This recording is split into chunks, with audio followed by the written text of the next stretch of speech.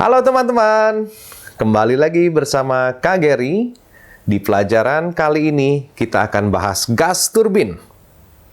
Nah, pelajaran kali ini sangat berguna buat adik-adik yang sedang mendalami power plant.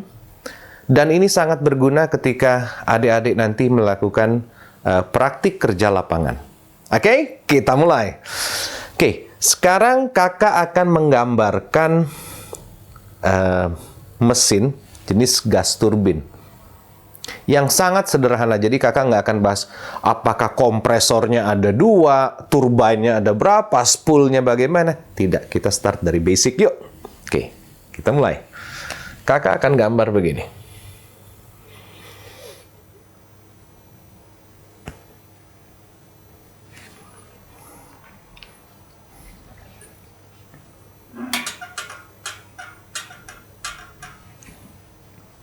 Oke, kurang lebih begini. Adik-adik. Ini kita perkecil sedikit. Biar jadi kayak corong.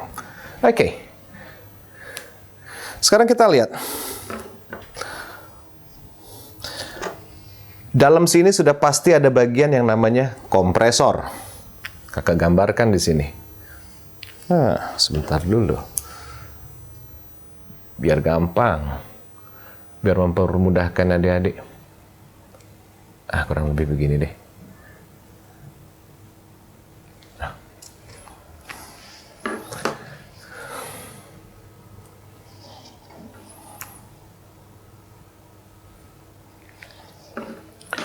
Saya akan gambarkan kompresor di sini.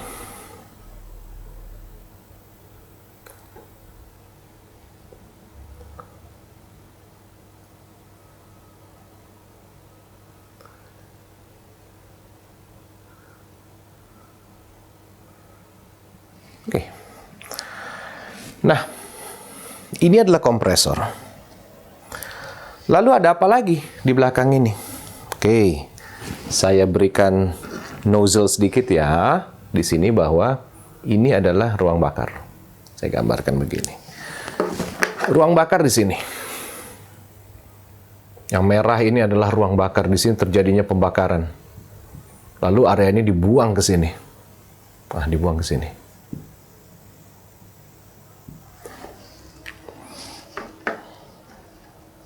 Oke, lalu ada apa sih di sini? Di sini ada turbin. Saya akan gambarkan seperti ini.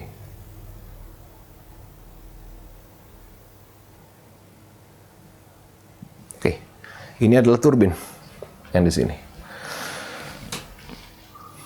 Lalu, turbinnya harus menggerakkan kompresor. Saya kasih lagi spool. Biar bertemu begini. Lalu ketemu dia di sini. Kurang lebih demikian gambarnya. Clear ya? Ini adalah kompresor, ini turbine, ini alat bantu penggeraknya nih yang tengah. Oke. Kita lihat. Saat udara masuk ke dalam sini, udara mulai masuk.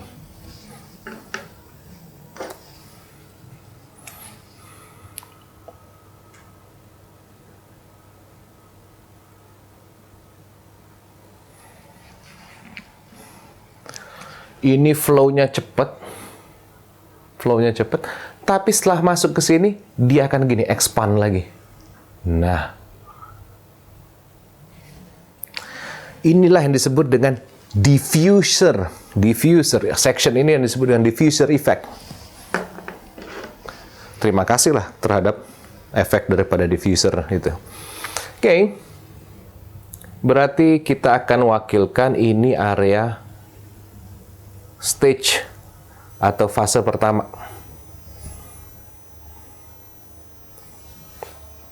Apa yang terjadi di sini? Airflow-nya diperpelan, maka pressure-nya sedikit naik. Karena pressure berbanding terbalik dengan speed. Pressure-nya sedikit naik, maka velocity-nya sedikit turun. Kalau velocity-nya kencang, pressure-nya juga turun. Jadi berbanding terbalik, namun kita nggak akan bahas itu nih hari. Berarti di nomor 1 bisa saya gambarkan begini. Pressure naik,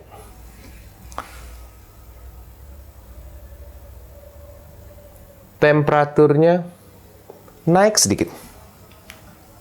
Kenapa?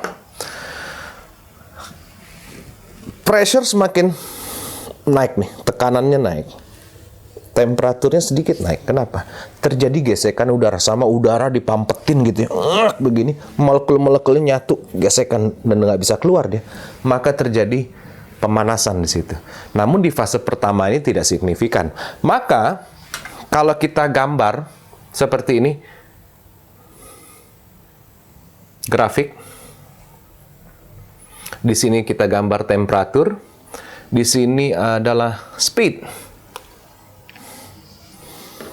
Apa yang terjadi? Pressure-nya sedikit naik, temperaturnya sedikit naik, tapi velocity-nya nggak kencang-kencang sekali. Maka bisa kita wakilkan dengan titiknya dari sini, maka angka 1 bisa diwakilkan seperti ini. Jadi apa? Kita tarik garisnya, temperaturnya nggak terlalu tinggi, speed-nya juga nggak terlalu tinggi, gitu ya. Lalu, udaranya masuk ke mana? Ke bagian nomor 2.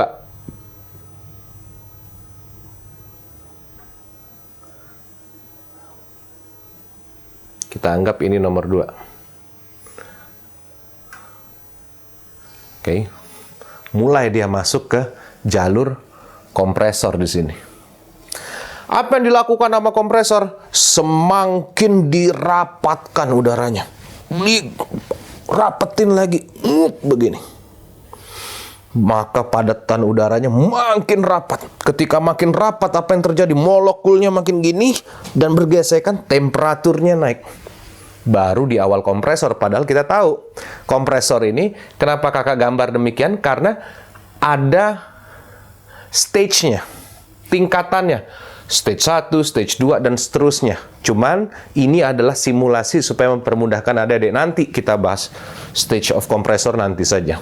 Ini 1, kita lihat. Dia akan lewatin lagi udara yang bagian sini, 2, 3, 4 misalnya. Lalu apa yang terjadi?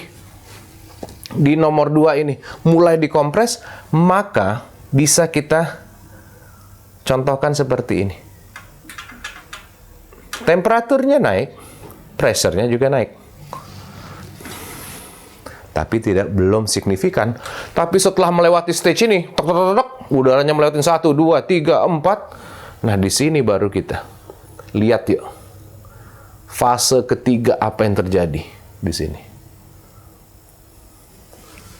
Udah dikompres, pampetin, temperaturnya naik, gitu ya. Signifikan dia naiknya. Cus. Maka titiknya kurang lebih akan ada di sini. That's it. 3. Oke, bayangin. Sudah dikompres, nah disinilah udara tersebut dicampur dengan bahan bakar. Jadi udara yang tadi dipampetin, tekanannya tinggi begini, dia udah sakit mabok gitu ya. Masuk ke ruang bakar, dicampur dengan bahan bakar, habis itu diapain? Diberikan pemantik. Bledar, apa yang terjadi? Dia lagi begini udah begini, tahu-tahu dia pecah begini. Apa yang terjadi? Velocity-nya kenceng. Expanding, dia expand begini. Apa yang terjadi?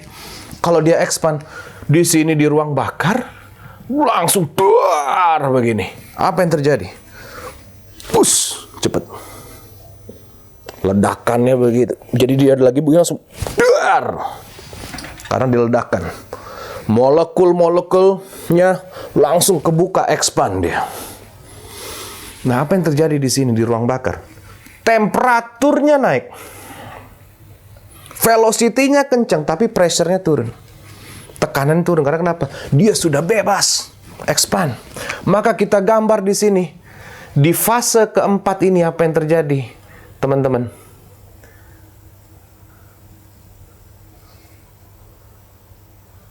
Nomor 4. Kita lihat grafiknya seperti ini. Dar, temperatur naik, speednya tinggi. Ini fase keempat. Expand. Nah, di sini energi ini, speed ini diabsorb oleh turbine. Jadi diresap nih energinya. Buat apa Pak turbin ini ngeresap energinya? Buat mutar alat ini nih. Nah, supaya ininya berputar. Dia berputar apa? Muter kompresornya lagi. Terus apa lagi di depan ya? Kalau ada fan-nya buat ngesak pesawatnya, ada fan-nya di depan buat muter itu. Maka dirubah nih sama si turbinnya nih untuk memutar kompresornya. Cuman kita nggak bicara lagi dulu di depannya. Turbin memutar ini. Jadi energi yang ini diresap sama turbin buat mutar ini untuk memutar ini. Oke. Setelah diresap di fase keempat di sini, maka area sini kita bikin lagi nomor 5. Temperaturnya juga sudah turun. Kecepatannya kurang lebih nggak jauh beda, maka kita bisa tarik garis begini. Ini kejadian nomor 5. Itu ya. Lalu apa yang terjadi? Setelah nomor 5, ada fase lagi di luar. Nomor 6. Nah, inilah bagian yang dibuang yang expanding begini. Inilah yang jadi thrust daripada mesin pesawat jet. Ini jadi thrust. Karena kenapa? Dia bikin makanya bentuknya agak bagian belakang tuh agak kecil begini, depannya gede begini, belakangnya agak kecil. Nah, udaranya ini mulai expanding lagi dari yang mampet. Nah, dia kebuang keluar, expanding lagi bertemu dengan udara-udara yang di sekelilingnya. Maka bisa diinikan bahwa temperaturnya juga turun. Ya, speednya nggak jauh beda, karena inilah yang dijadikan thrust supaya mesinnya menghasilkan energi kinetik. Maju dia ke depan. Berarti nomor 6-nya ada di sini kurang lebih. Gitu ya. Jadi ada 1, 2, 3, 4, 5, 6. Dan udara yang dikeluar dianggap tidak bisa masuk lagi ke depan. Gitu. Nah, lalu bagaimana? Yang dari depan ini ya mengambil udara dari udara yang di luar sana. Jadi, proses ini dari 6 tadi sudah keluar, dia akan balik lagi ke proses pertama. Maka bisa dianalogikan seperti ini. Kakak akan gambar seperti ini. Balik lagi ke proses nomor 1. Nah, proses inilah yang disebut dengan Brayton Cycle. Oke, selamat belajar. Terima kasih. Cut.